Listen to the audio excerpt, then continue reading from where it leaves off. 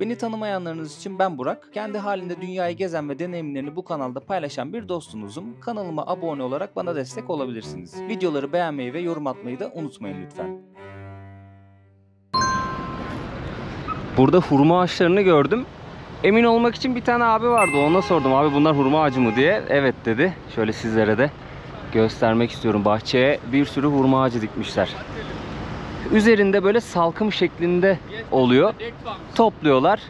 Daha sonrasında bizim o selamünaleyküm. It's tamır. Yeah, this is the date palms. Date palms, Yeah, yes. date palms. You can see here. There are a couple of them here. Yes, it's So- a couple of them. So actually, it starts from the summer season. Summer season. The summer You just take and eat, or is there any process? No, we can eat that directly. I mean, Directly. Yes. I can take and eat directly. Yeah, I mean, it's better to wash because it is actually. Yes. There's a lot of dust on top of it. Yeah, thank you so much for Then information. You can see on the other side as well. It is there. Other side. You can see that if you see on the top, Aha. there are brown, the orange. Ah, yes, I can see. Yeah. Arkadaşlar buradan birazcık kamerayı yaklaştıracağım şimdi telefonla. Türkiye, yes. Abimiz sağ olsun bilgiyi verdi. Palmiye ağaçları gibi gözüküyor. Hurma ağaçları. Üzerinde şu ağacın üzerinde mesela hurma salkımlarını görüyorum ben. Direkt yiyebiliyormuşuz. Ben böyle belli bir süreçten geçiyordur belki diye düşünmüştüm ama abi dedi ki yıkaya dedi yani. Çünkü hani tozlanıyor. Yıkayıp direkt yiyebiliyorsunuz. Ben şu an Medine'deyim arkadaşlar. Bir önceki videoyu izleyenler Medine'deki ilk günümü hatırlayacaktır. Medine'deki ilk günümde Mescid-i Nebevi'yi göstermiştim sizlere ama içerisine girmemiştim. Bir sonraki videoda gidip ziyaret edeceğiz demiştim. Bugün bu videoda Mescid-i Nebevi'yi ziyaret edeceğiz hep birlikte. Ama Mescid-i Nebevi'den önce sizlere Kuba Mescidini göstermek istiyorum ve anlatmak istiyorum. Otelimden taksiyle buraya geldim. Otelim biliyorsunuz birazcık uzakta. O yüzden her yere taksiyle gitmek zorundayım. Her yere 10 kilometre gibi yani. Öyle bir noktada ki her yere hakikaten 10 kilometre gibi. Taksiyle buraya geldim. Hep birlikte Kuba Mescidini ziyaret edeceğiz arkadaşlar. Burası önemli bir mescit. İslam dünyasının ilk mescidi. Şimdi kısa bir bilgilendirme yapmadan önce mescidi ziyaret etmek istiyorum. Sizlere içini göstermek istiyorum. Bir içeriği gezelim. Daha sonrasında bilgilendirme yapacağım arkadaşlar. Şöyle avluda. Şemsiyeleri açmamışlar. Bayağı da bir sıcak var bugün. Yani kısmen açmışlar daha doğrusu. Bunlar da çalışmıyor. Normalde bunlar şey veriyor, böyle soğuk hava veriyor. Sanki hafif sulu soğuk hava püskürtüyor. O insanı serinletiyor bayağı. Güneş gözlüğümü de almadım ben de, böyle aceleyle çıktım. Şu sağ tarafta zemzem suyu var. Gelin bir zemzem suyu içelim. Zemzem suyu değilmiş arkadaşlar. Burada görevli çalışanlar oluyor. Sürekli temizliyor buraları. Ona sordum zemzem suyu mu dedim. Yok, bu normal içme suyu dedi. Gerçi doğru zemzem yazmıyor. Ben öyle tahmin ettim. Burada böyle bardaklar var. Buradan alıp içiyorsunuz. Daha sonrasında çöpünü de buraya koyuyorsunuz. Arkadaşlar topluyor. Kardeşimiz çalışıyor orada. Kuba Mescidi'nin içerisine girdim arkadaşlar. Burada kamerayla video çekmek yasak. O yüzden telefonla video çekiyorum şu an. Şöyle sizlere mescidin içerisini göstereyim. İçeride ve keza avluda böyle sandalyeler oluyor. Genelde yaşlılar ya da oturmak isteyenler o sandalyeleri alıyorlar. Şu karşıda, burada, şu köşelerde hep Kur'an-ı Kerimler var arkadaşlar. Bu Kur'an-ı Kerimleri okumak isteyenler buradan alıyorlar, okuyorlar. Daha sonrasında geri yerine bırakıyorlar. Şöyle yakından göstereyim sizlere. Birçok yerde klima var. İçerisi bayağı serin bu arada. Dilerseniz elinize ayakkabınızı alıyorsunuz. Buraya da bırakabiliyorsunuz. Dışarı da bırakabiliyorsunuz. Şu an kameranın baktığı yön kadınların ibadet ettiği taraf. Amcamız içeri bakıyor. Burada su içebileceğiniz bir alan var. Sular buz gibi. Bu da zemzem değildir diye düşünüyorum. Yani mantık doğru ya. Zemzem suyu olduğu zaman zemzem yazıyorlar. Onun dışında içtiğiniz sular zemzem olmuyor. Şöyle sizlere mescidin içerisini göstereyim. Bakın aslında burası bir avlu. Üstünü böyle bezle kapatmışlar.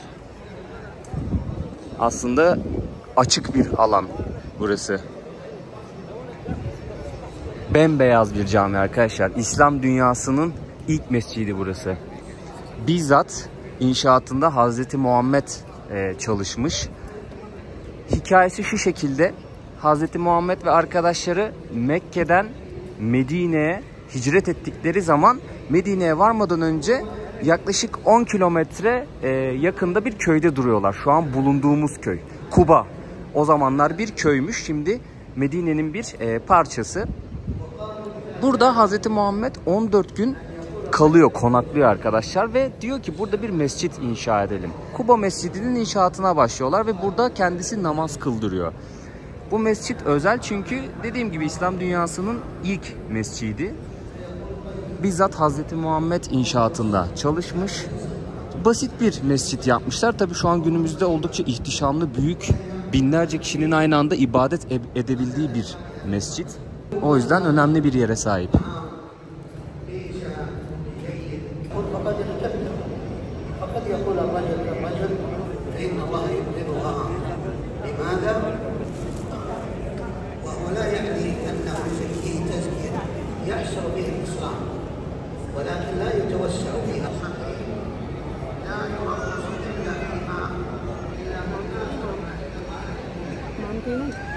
Mescidin her köşesinde birer tane minare var.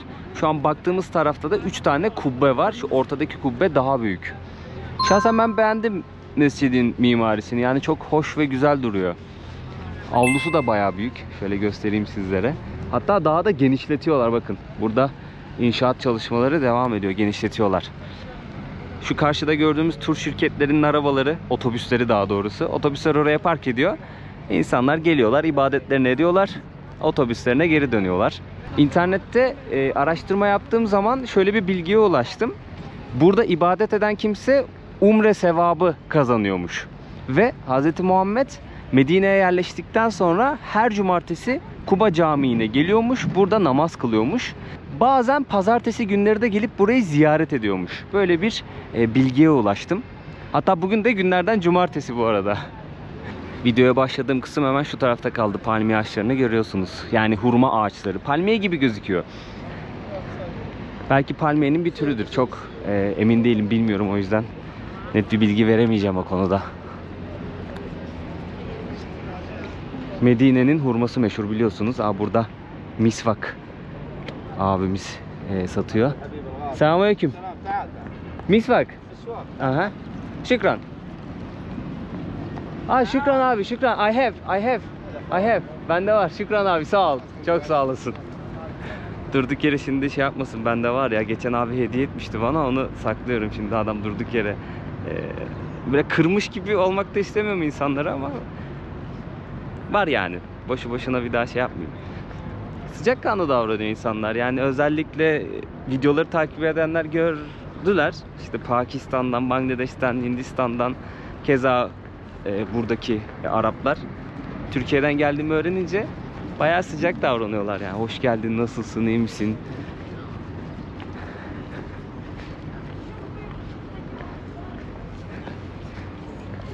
Sohbet, muhabbet etmeyi seviyorlar.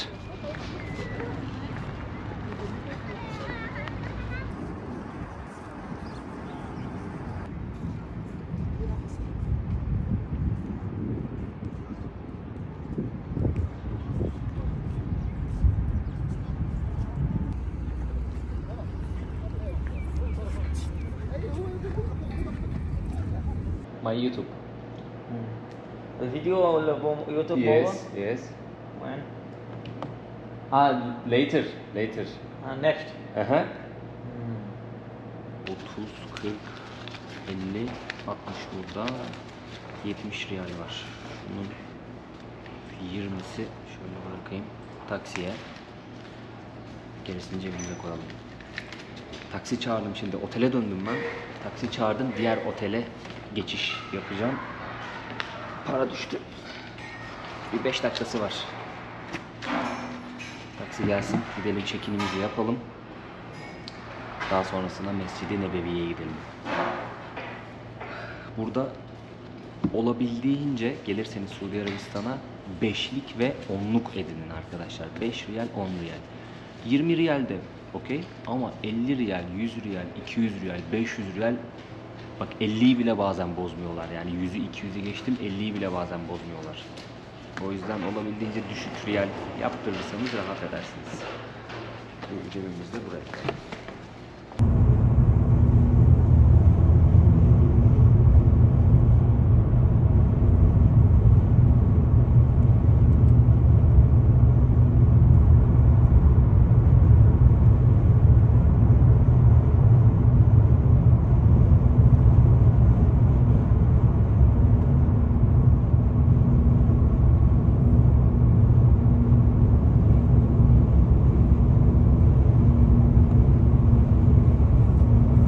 Otelime geldim şimdi arkadaşlar. Kendime bir de yemek aldım.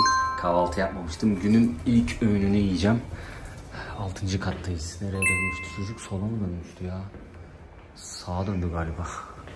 Şöyle odamıza girelim. Kart okuma sistemi var burada. Şöyle kapıyı da kapatayım da.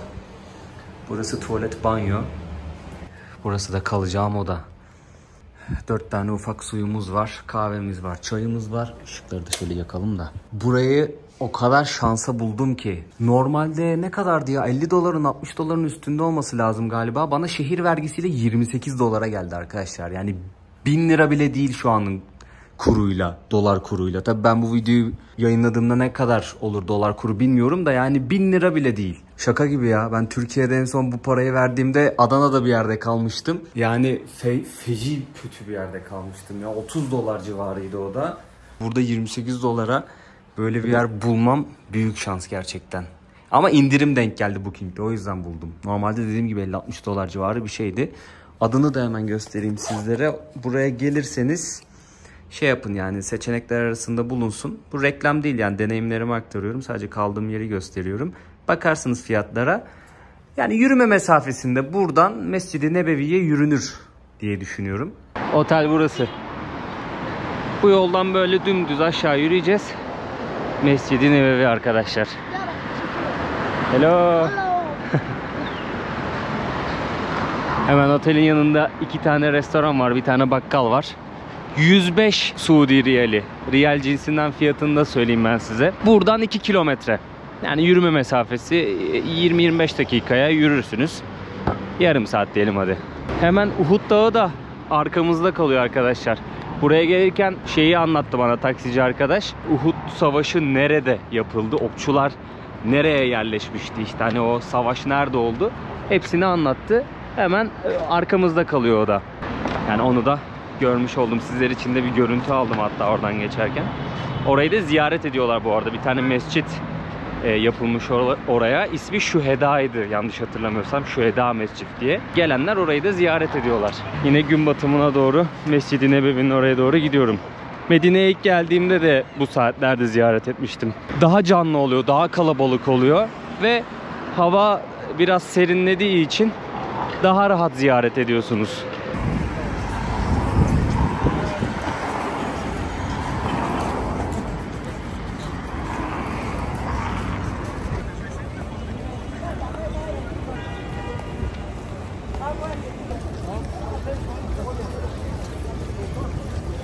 Mescid-i Nebevi'ye ulaştık şimdi arkadaşlar. Bir uygulamadan bahsetmiştim hem Kabe videosunda hem de bir önceki videoda. Nusuk isminde bir uygulama. Hem Kabe'yi ziyaret edeceğiniz zaman hem de Mescid-i Nebevi'yi ziyaret edeceğiniz zaman ziyaret edeceğiniz tarihi ve saati Nusuk ismindeki uygulamadan belirtip bir izin belgesi almanız gerekiyor. Önce telefonunuza indiriyorsunuz uygulamayı. Daha sonrasında kayıt oluyorsunuz, bir hesap oluşturuyorsunuz.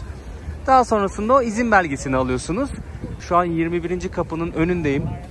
Buradan içeriye gireceğim.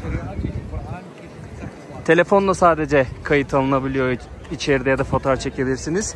Fotoğraf makinesi ya da herhangi bir video kamerayla çekim yapamıyorsunuz. Ayakkabılarımı çıkardım. Mescidin içerisine girdim şimdi arkadaşlar. Bilgi vermeden önce sizlere içeriği göstermek istiyorum. Daha sonrasında dışarıya çıkarım. Orada böyle biraz daha sessiz, sakin, rahat bir ortamda sizlere burası hakkında birkaç bilgi vermek istiyorum. Çok önemli bir yere geldik. İslam alemi adına oldukça önemli bir yerdeyiz. Hz. Muhammed'in kabri burada arkadaşlar. Peygamber Mescidi olarak geçiyor burası. Videonun başında Kuba Mescidi'ni ziyaret etmiştik, hatırlıyorsunuz. Hz. Muhammed 622 yılında arkadaşlarıyla birlikte Mekke'den Medine'ye hicret ettiği zaman ilk olarak Kuba'ya geliyor. Medine'den önce Kuba'da kalıyor bir süre. Orada işte Kuba Mescidi'ni inşa ediyorlar. Daha sonrasında Medine'ye geliyor. Ve şu esanslardan bir şey yapalım. Selamünaleyküm abi. Oo, çok güzel kokuyor. Ne diyordum? Kuba Mescidi'ni inşa ediyor. Daha sonrasında Medine'ye geliyor. Ve burada bu mescidin hem inşaatında çalışıyor hem de burada kalıyor ölene kadar.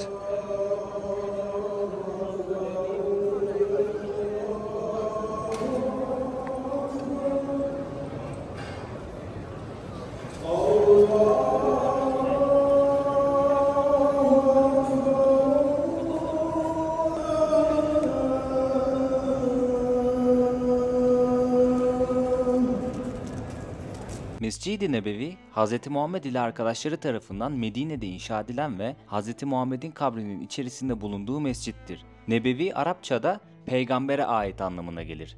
Mescid-i Nebevi ise peygamber mescidi olarak anılır. Mekke'de bulunan Mescid-i Haram'dan sonra İslam dünyasındaki ikinci en kutsal mescittir. Hz. Muhammed'in inşasında çalıştığı rivayet edilen Mescid-i Nebevi, basit bir mescit olarak inşa edilmiş. Hurma kütüklerinden sütunları, hurma dallarından ve yapraklarından çatısı, taştan ve kerpiçten duvarları varmış. Mescidin minberi ve mihrabı yokmuş. Hz. Muhammed cuma konuşmalarını minber olmadığından bir ağaç kütüğünün üzerinde yapıyormuş. Hz. Muhammed 622 yılında Medine'ye vardığında Müslümanlar onu şehrin girişinde karşılamış. Kendisini çok sayıda kişi evine davet etmiş. Ama kimseyi kırmak istemediğinden devesi Kasva'yı serbest bırakmalarını ve devesinin çöktüğü yere en yakın olan evde konaklayacağını söylemiş. Devenin çöktüğü yere en yakın evin sahibi ise Ebu Eyyub el-Ensari'nin eviymiş ve ona konuk olmuş. Ve Kasva'nın çöktüğü boş araziyi herkesin namaz ibadetini yerine getirebileceği ve toplantı yapabileceği bir mescit inşa etmek amacıyla Hz. Muhammed satın almış. Mescid-i Nebevi işte buraya inşa edilmiş. Hz. Muhammed 8 Haziran 632'de bir pazartesi günü 63 yaşındayken vefat etti. Mescid-i Nebevi'nin ilk inşasında mescidin doğu duvarına bitişik olan kısımda Hz. Muhammed ve ailesi için 2 oda yaptırılmıştı. Bu odaların sayısı daha sonra 9'a kadar yükselmişti. Vefatından sonra Hz. Muhammed buraya defnedilmiştir. Daha sonrasında vefat eden Hz. Ebu Bekir ve Hz. Ömer de buraya defnedilmiştir. Buraya Hücre-i Saadet denir. Birkaç defa tadilat geçirdikten sonra 2. Mahmud zamanında buranın üzerine bir kubbe yaptırılmış ve üzerine kurşun dökülmüş. Daha sonrasında kubbe yeşile boyanmış. Bugün gördüğümüz kubbe-i hadra yeşil kubbe anlamına gelir. Hücre-i Saadet'in üzerindedir.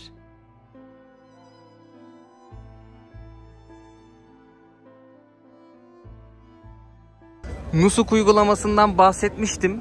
Buraya girmeniz için, Hz. Muhammed'in kabrini ziyaret edebilmeniz için Nusuk uygulamasından izin almanız, izin belgesi çıkartmanız gerekiyor demiştim. Ziyaret edeceğiniz tarihi ve saati belirtmeniz gerekiyor. Mekke'de kontrol etmemişlerdi ama burada kontrol ediyorlar arkadaşlar. İzin aldığınız tarihte ve saatte sadece giriş yapabiliyormuşsunuz. Hani burada da kontrol etmezler çünkü ortam bayağı kalabalık. O yüzden kontrol etmezler diye düşünmüştüm ama yanlış düşünmüşüm. Mutlaka ve mutlaka izin belgenizi alın. Eğer kendiniz geliyorsanız. Zaten bir grupla geliyorsanız onlar hallederler sizin adınıza. Bunun bilgilendirmesini de yapayım arkadaşlar. Yani ben kontrol etmezler diye düşünmüştüm ama yanılmışım. Kontrol ediyor. Şu arkadaşlar kontrol ediyor. Bir tanesine sordum. Ya dedim hani izin belgemiz var diyelim ki ama saati tutmuyor. Olmaz dedi. Alamayız içeri dedi. Saatinde gelmen gerekiyor dedi. Ki zaten içeride 15 dakika kalabiliyorsunuz. Yani izin süreniz 15 dakika. Ve şunu da göstermek istiyorum. Bakın bütün bu bilgilendirici şeylerde Türkçe'de yazıyor arkadaşlar. Bakın şurada bir yerde de Türkçe yazıyordu. Burada değilmiş. Şu arkada bir yerde kaldı galiba. Ha bak şurada. Yani birçok yerde Türkçe uyarı da var. Bunun bilgilendirmesini de yapmış olayım.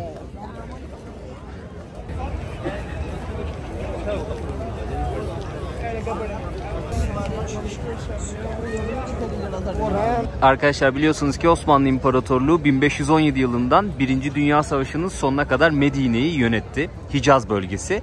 Yani Hicaz bölgesinin içerisinde hem Mekke hem Medine kalıyor ve bugünkü Cidde şehri de kalıyor. Bu toprakları yönetti. Buralarda Osmanlı İmparatorluğu'nun izlerini görmek mümkün. Keza Mescid-i Nebevi'yi gezerken de Osmanlı İmparatorluğu'nun mirasını görebiliyoruz. Mesela yeşil kubbe. Şöyle göstereyim arkadaşlar. Hazreti Muhammed'in kabri bu yeşil kubbenin altında. Kendisi vefat ettiği yere gömülmüş. Çünkü peygamberler vefat ettikten sonra bulundukları yerlere gömülüyormuş ve Hz. Muhammed de bu yeşil kubbenin hemen altında vefat etmiş. Oraya gömmüşler arkadaşlar. Osmanlı İmparatorluğu döneminde de 1800'lü yıllar olması lazım. Bu kubbe Hz. Muhammed'in yattığı yeri yani kabrini belli etmek için yeşile boyanmış. Keza bazı minareleri de Osmanlı İmparatorluğu dikmiş. Mescid-i Nebevi'nin içerisinde bir sürü yeni çalışmalar yapılmış. Yani gelen padişahlar burayı güzelleştirmeye, genişletmeye, büyütmeye çalışmışlar. Bugün bizler ziyaret ettiğimiz zaman Osmanlı İmparatorluğu'nun mirasını, hatırasını burada görebiliyoruz. Dilim döndüğünce sizlere bilgi aktarmaya çalışıyorum. Mutlaka eksik bilgiler vardır. Hatalı bilgi varsa da kusura bakmayın, affola. Yani derin bir araştırma yapmaya çalışıyorum ki doğru bilgi aktarayım. Doğru şeyler paylaşayım sizlerle. Yorumlarda bildiklerinizi, paylaşmak istediklerinizi yazarsanız herkes bilgilenmiş olur. Böyle katkı sağlamış olursunuz videoya arkadaşlar.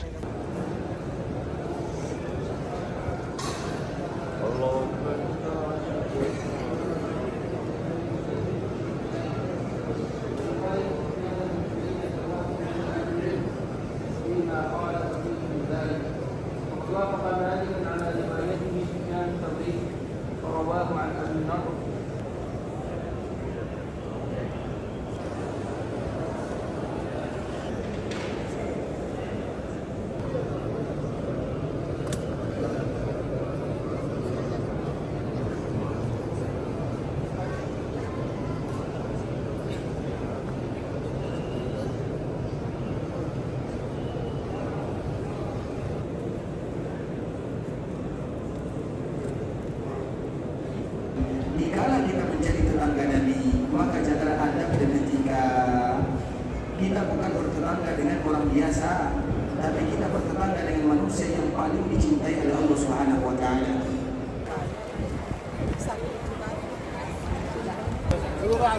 Dünyanın her yerinden on binlerce kişi buraya gelip ziyaret ediyor arkadaşlar. İbadet ediyor, dua ediyor burada. Birçok farklı ülkenin insanıyla karşılaşabiliyorsunuz. Onlarla tanışıyorsunuz, sohbet ediyorsunuz. Akşamları daha bir kalabalık. Gündüz sıcak. Akşamları serin olduğu için insanlar ibadet ettikten sonra kendilerini sokağa atıyorlar. İşte alışveriş yapıyorlar, restoranda oturuyorlar, kafelerde oturuyorlar. Bu arada 1 milyon kişi aynı anda ibadet edebiliyormuş Peygamber Mescidi'nde. İnternette araştırırken bunu da not almıştım. Bunu da paylaşmak isterim sizlerle. Türkiye Cumhuriyetlerden de çok fazla gelen oluyor buraya. Yani ben Özbeklerle çok tanıştım. Kırgızları da gördüm ama çok fazla konuşma şansım olmadı onlarda. Özbeklerle bayağı sohbet ettim Mekke'de de, burada da. Sonra burada Afganistan Türkleri yaşıyor. İşte zamanında gelip yerleşmişler buraya. Burada ticaret yapıyorlar. Onlarla tanıştım, sohbet ettim. Keza Türkmenistan'dan gelenler. Güzel bir karşılaşma oluyor. Öyle karşılaşıyorsunuz, zaten anlıyorlar Türk olduğunuzu. Sohbet ediyorsunuz, hal hatır soruyorsunuz birbirinize. Keyifli oluyor, güzel oluyor yani. Buradaki insanlar da bayağı sıcakkanlı yani. Keza Araplar olsun, Pakistanlılar olsun, Hintler, Bangladeşliler. Seviyorlar Türkleri. Sohbet ediyorlar. Tabii ki bir yandan da ticaretini yapmak istiyor yani. Onun için de aslında size yanaşıyor. Bir şeyler satmak istiyor ama öyle şeydeki gibi düşünmeyin. Mısır'daki gibi bir zorlama yok. Yine de pazarlığınızı yapın ama pazarlık yapılıyormuş burada da. STC gördüm. Sizlere internet sim kart fiyatlarını göstermek istiyorum. Şöyle neler varmış. 5 GB internet 40 riyal diyor. Şöyle ekrana bir şey yapayım da. 75 GB internet 150 riyal diyor. Ben mesela 75 GB internet almıştım ama içerisinde şey yok. Dakika yok. SMS yok. Daha uygun fiyata gelmişti bu diye hatırlıyorum. 110'lara bir şeye gelmişti bu.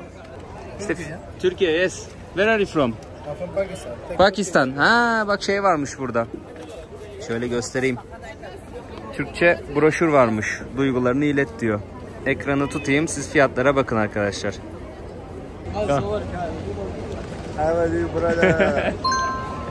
Eyvallah. Fotoğraf çekilelim dedi de gel dedim video çekilelim. Ya ben STC aldım, her yerde çekiyor. Memnunum yani iyi bir sim kart. Bağlantı ile ilgili bir problem yaşamadım. Dediğim gibi güzel bir indirime denk gelmiştim havaalanında. 75 GB'ı daha uygun fiyata almıştım. Abi bana diyor zannettim abi. Gel kurmaya bakın ya. Efendim abi. Selamünaleyküm. Nasılsın abi? Sağ ol abi, sen nasılsın? Elhamdülillah. Gel kurmaya bakın ya. Hurmaya mı? Ha? Sen hurma mı satıyorsun? Gel kurma pazar burada ya. Hurma pazarı var. Ha? Gel bakalım gel. Gel şimdiye bakın. Ya bakayım sen nasıl öğrendin? Nerede öğrendin Türkçeyi? Gel bismillah ya. Türkiye benim ya. Sen nerelisin? Bu Pakistan be. Pakistanlısın. Pakistan be. Neresinden Pakistan'ın? Pakistan Karachi'ye be. Karachi'den. Karachi Hacı Baba. Hacı Baba. Hacı Baba. Kaç senedir buradasın? Türkiye Pakistan kardeş abi. Eyvallah abi, Eyvallah sağ ol. abi. Sen Bu kaç isim senedir? abi? Burak. Burak maşallah. Sen? Bu Ebu Bekir. Ebu Bekir. Memnun oldum abi. Maşallah. Abinin Gel boyu bak, birazcık bu kısa, nasıl ben bana eğiliyorum burada abi? kameraya çıkabilmek için. Maşallah maşallah Hacı abi. Eyvallah abi. Bu Türkiye Pakistan kardeş. Çok Türk turist var değil mi burada? Ha, burada ya var ya. Sen de onlardan öğrendin Türkçeyi. Bu abi bu burada kurma bazar hepsi yar. Ha, burası mı? Ha bu burada hepsi bazar kurma abi. He, AVM'nin içinde. Bu hepsi kurma bazar burada ya. Hepsi hurma pazarı. Ha bu hepsi kurma bazar abi. Tamam, bir fiyat alayım senden. Tamam. Sonra alışverişimizi yaparız. Tamam abi. Tamam problem ya yok abi. Bu şimdi kurmaya bak, bazara bak, problem yok ya. Biliyorsunuz arkadaşlar, Medine'de çok fazla hurma ağacı var. Selamünaleyküm abi. Bu videonun başında da hurma ağaçlarını görmüştük. Farklı çeşitlerde hurmalar var. Kilosu ne kadar? Efendim? Acve Medina Aha. 20 riyal. Bu 20 riyal kilosu. Bu Aynı fiyat 20. 20. Bu da aynı 20 riyal. 20 riyal. 18. Aha. 18. İkinci 30. Bunlar 30-30. Aynen. Bunlar niye pahalı? O çok güzel kurma. Çok güzel hurma. Mecdul şeker az kurma. Az şeker var burada. Ha. Aynen. Kaç ayda yetişiyor hurma? Mesela bu kaç ayda yenecek kıvama geliyor? Bu yeni kurma. Yeni hurma bu. Evet, hacıdan geldim burada bu. Medine'de yetişiyor değil mi? Medine. Kurma hepsi Medine. Bu Medine'li değil. Bu Gasim'den geliyor. Gasim. Bu farklı yerden geliyor. Evet. Kaç ayda yetişiyor? 6-7 abi. 6-7 ayda. Evet. 6-7. Yaz ayında yetişiyor değil mi? Burada şekerlemeler var. Bir tane daha dükkan ziyaret etmiştim. Orada şey demişti arkadaş, bu şekerlemeler Türkiye'den geliyor demişti. İşte Mısır'dan, Malezya'dan, farklı ülkelerden ürünler getiriyorlar. Burada satıyorlar. Senin ismin ne? Mahbub. Mahbub. Evet. Sen Pakistanlı mısın sen de? Memnun oldum. Burak ben de Türkiye'den. Tamam kardeş. Eyvallah. Türkçeyi güzel öğrenmişsin. Evet, Türkiye. Yok mu? Biz az bilirim. Forma işte bilirim. Fazla yok. Olsun öğrenmişsin yine. Tamam, inşallah. Fazla olsun inşallah. Çok sağ olasın. Sağ ol. Şu binayı göstermek istiyorum sizlere. Bakın bunun mimarisi birazcık farklı. Şuradaki tasarımları görüyor musunuz? Bir bu binada var, bir de şu binada var. Ahşaptır diye düşünüyorum. Latin Amerika'da gezerken de bu tarz ahşap balkonlar oluyordu, böyle dışa doğru, binanın dışına doğru çıkmış ahşap balkonlar oluyordu. Onun bir ismi var ama hatırlayamadım tam onu. Ona benziyor. Keza bu pencerelerin hepsi ahşaptır diye düşünüyorum. Bayağı güzel duruyor yalnız ha, farklı duruyor.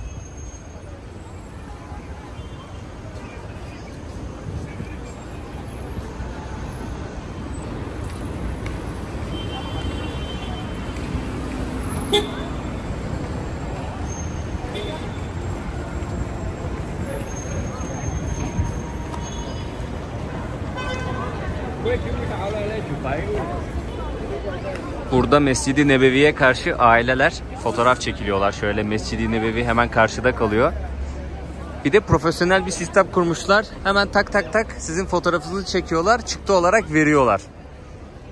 Tabii ki buradan da bir gelir elde ediyorlar.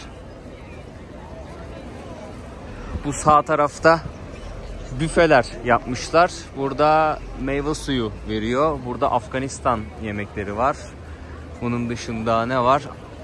Dondurma var. Trace of Medine diyor. Medine'ye özgü bir şeyler satıyorlar burada. Şöyle göstereyim içeriği. Türk yemekleri varmış burada. Şöyle yazmışlar. Türkiye's food yazmışlar. Burada gevrek var. Pide var. Baklava var. Dondurma var. Şöyle göstereyim. Selamünaleyküm. Burada yine Medine'ye özgü bir şeyler satıyorlar. Malezya yemekleri var. Burada Kur'an-ı Kerim satıyorlar. İtalyan yemekleri, Endonezya yemekleri, Çin yemekleri, orada Hint, Asya ve künefe, Arap yemekleriyle bitiriyorlar. Buradan alıyorsunuz ne almak istiyorsanız. Hem sol tarafta hem de şu karşı tarafta masalar var. Orada oturuyorsunuz. Afiyetle yiyorsunuz. Şu gördüğünüz kısımda da restoranlar var. Benim otelim de bu yoldan, şu an bulunduğum yerden böyle 1,5 kilometre falan yürüdüğünüz zaman hemen sağ tarafta kalıyor. Buradan da zaten aşağı yukarı bir 500 metre vardır. Yani 2 kilometre uzaklıkta Mescid-i Nebevi'ye. Gayet güzel bir yerde kalıyorum bu arada. Hem konum olarak hem otel gayet güzeldi. Taksiyle geleceksiniz, hemen burada bırakıyor sizi. Buradan yürüyorsunuz. Yakına kadar gelebiliyorsunuz yani. Ablamız burada bilezik satıyor, yüzük satıyor. Bu yol üstünde de çok fazla seyyar satıcı var. Bu videoluk bu kadar olsun arkadaşlar. Ha, burada şeyi de göstereyim son olarak. Bir otobüs durağı var. 402 ve 403 numara. Şurada saatleri yazıyor. Ama nereye gidiyor bu otobüs bilmiyorum. Şöyle saatlerini de göstereyim sizlere. Nereye gidiyor bir fikrim yok. Yani ola ki buraya gelirseniz ve otobüs kullanmak isterseniz onu bir bakın derim, soruşturun derim. Bu videoluk bu kadar olsun. Şu an sağımda solumda inşaatlar var. Yani burası önümüzdeki birkaç sene içerisinde bayağı bir genişleyecek, kalabalıklaşacaktır diye düşünüyorum. Hatta böyle bir 5-10 sene gibi bir müddette çok ciddi bir kalabalık olacaktır diye düşünüyorum. Atıyorum burada 5 sene sonra buraya geldiğim zaman belki sağım solum bütün yol boyunca hep böyle otel olacaktır, restoran olacaktır vesaire vesaire. Dilim döndüğünce anlatmaya çalıştım, göstermeye çalıştım. Dediğim gibi çok derin konular, çok fazla bilgi sahibi olmadığım konular. Doğru kaynaklardan araştırmaya çalıştım. Dilim döndüğünce anlattım. Muhakkak eksikler vardır ama doğru bilgileri aktarmaya çalıştım dediğim gibi. Bir hatam olduysa affola. Yorumlarda buluşalım, bilgilerimizi paylaşalım. Bu videoyu izleyenler de okumuş olur, bilgilenmiş olur. Bir yorum, bir beğeni bırakırsanız çok sevinirim. Kanalıma abone olursanız çok sevinirim. Bu videoyu, bir önceki çektiğim videoyu ve diğer videolarımı, sevdiğiniz videoları eşinize, dostunuza WhatsApp gruplarında atabilirsiniz, paylaşabilirsiniz. Kanalıma abone olarak da destekleyebilirsiniz beni. Bir sonraki videoda görüşmek üzere diyelim. Artık yoruldum. Yorgunluktan konuşamıyorum. Kendinize çok iyi bakın. Adios amigos.